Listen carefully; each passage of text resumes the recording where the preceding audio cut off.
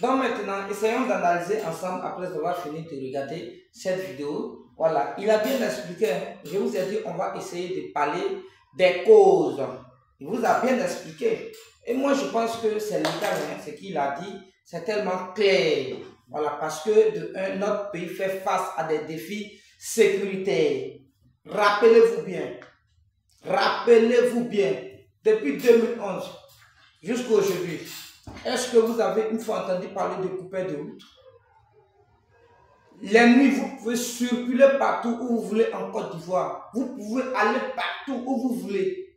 Aujourd'hui, là, il y a des règles qui sont bien établies dans la société. On sent que nous vivons dans un pays. Mais qui a fait ça? C'est lui, c'est Alassane Dramane Ouattara. Donc ce défi sécuritaire-là, en tout cas, il a relevé ça. Mais il ne peut pas laisser ça dans la main de certaines personnes qui vont venir cacher ce défi. Qui vont venir cacher, et puis on sera obligé de repartir en arrière. Non, mais il doit nous conduire. 4 mandats, vous êtes en train de parler. Mais de quoi s'agit-il? Mais c'est un mandat, 4 mandats. Ça fait quoi? Vous parlez de la Constitution, non, ceci, cela. Regardez, tous ceux qui ont pris la parole là, j'ai fait exprès pour vous montrer les vidéos d'abord. Hein. Regardez ces opposants politiques qui ont parlé. Ils parlent de Constitution. Personne n'a projet de société. Les gens ne parlent pas de projet de société. Pour eux, la Constitution. Pour eux, la Constitution. C'est quoi la Constitution? Oui, dites-moi.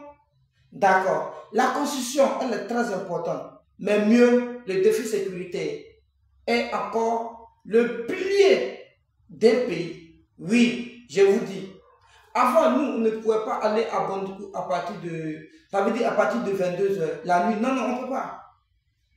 Mais à partir de 2011, lorsque le RHDP s'est installé en Côte d'Ivoire, tout le monde pouvait circuler librement comme il veut à n'importe quelle heure.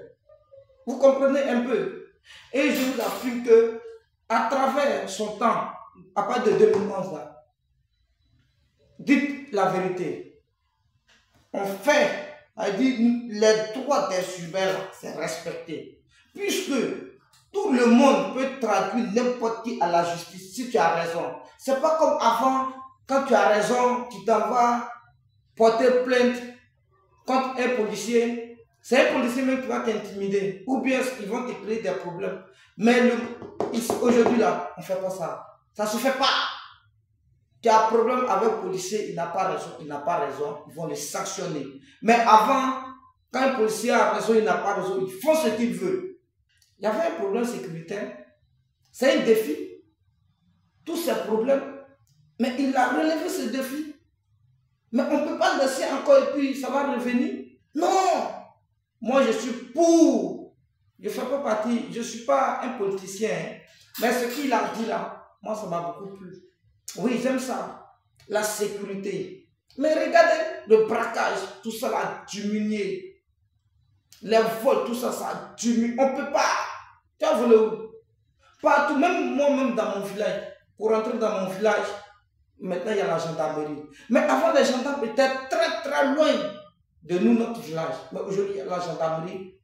À l'entrée de mon village, ah tiens, on ne peut plus faire n'importe quoi là-bas. On peut sortir n'importe quand, n'importe comment, voyager à n'importe quelle heure. Donc, ça, il a raison. C'est une raison qui prouve que, oui, il a le droit de faire un 4e mandat. C'est un point. Le pays fait face à un défi économique. Quand on parle d'un défi économique, on dirait que certaines personnes ne savent pas ce qu'on appelle défi économique. Hein.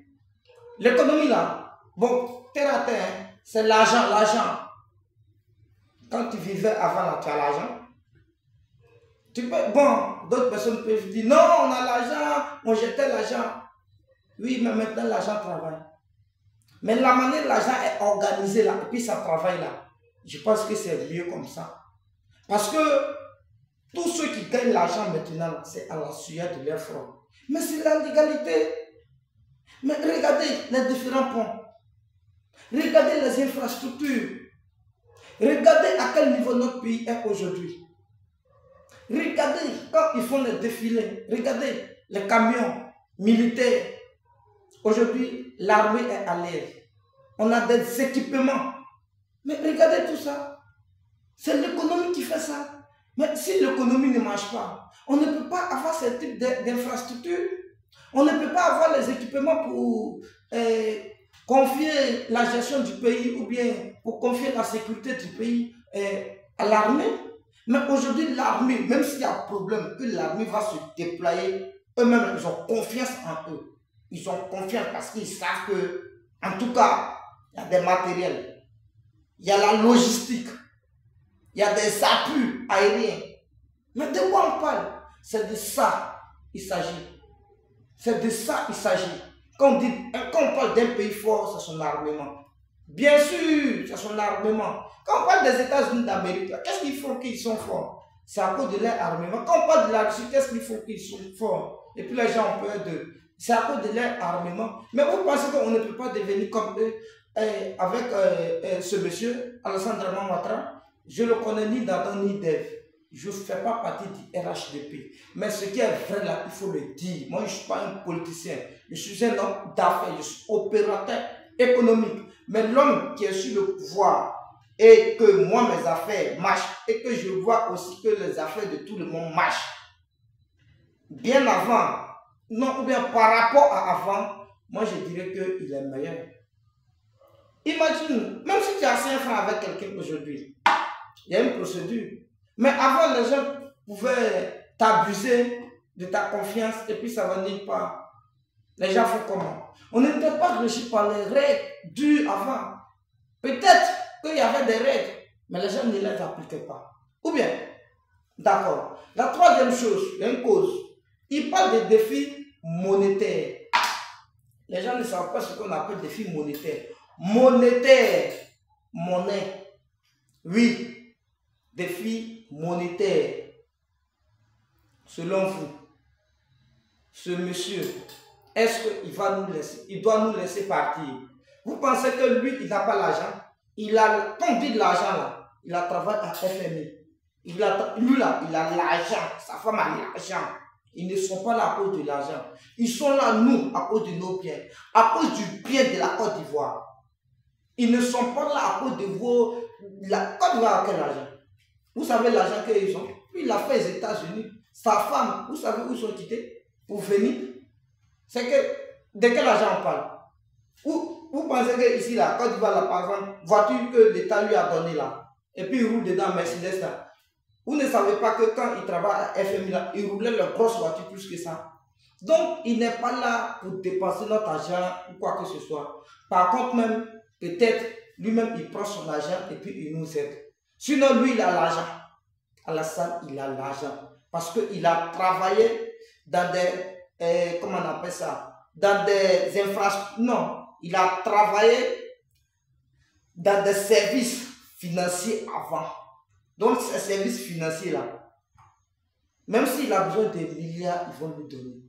Mais on parle de FMI, Fonds monétaire international. Je dis bien Fonds monétaire international. C'est quel argent il va demander, ils ne vont pas lui donner.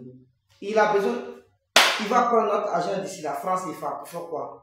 Là-bas, là, c'était en dollars, en euros. Il a laissé pour venir. Il a dit l'argent, ce n'est pas important. Il va venir nous sauver. Mais il est venu, c'est pour nous sauver.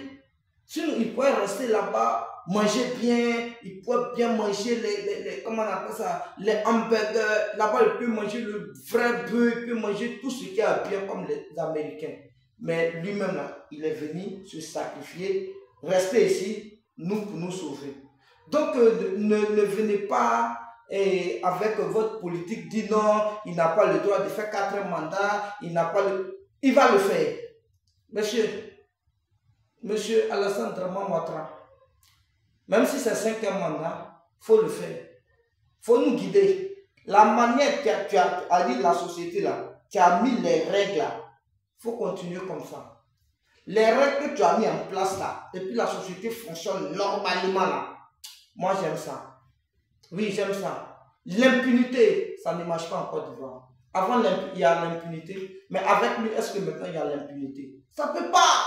Donc, on est régi par les règles. C'est ça, on dit une société. Et j'adore ça. Donc, pour finir, c'est pour vous dire qu'il n'y a pas de conséquences pour son 4 mandats. Conséquence est nulle. Conséquence zéro. Donc, que vous voulez, que vous ne voulez pas, l'essentiel, il serait le président. Ça, il faut être sûr. Que vous voulez ou ne voulez pas, c'est Dieu qui décide. Mais je sais que à travers ses gestes, à travers les actes qu'il a posés là, Dieu l'a déjà décidé. Donc ne vous fatiguez pas. Allez, mes abonnés, merci et voilà. Bon, on doit continuer parce que je devrais vous parler des business un peu. Mais bon, pardonnez, je suis fatigué.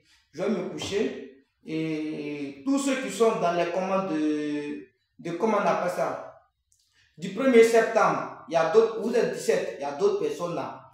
Je les ai écrits, ils n'ont pas encore répondu. Répondez. Ne dites pas après, quand vous appelez, on ne décroche pas. Ou, quand tu fais quelque chose, on te rend. On t'a appelé 2 fois, tu ne décroches pas. 2 fois, on t'a appelé, tu n'as pas décroché. Quand toi aussi tu as appelé 3 fois, on ne va pas décrocher. Et puis après, on décroche. La loi de la jungle.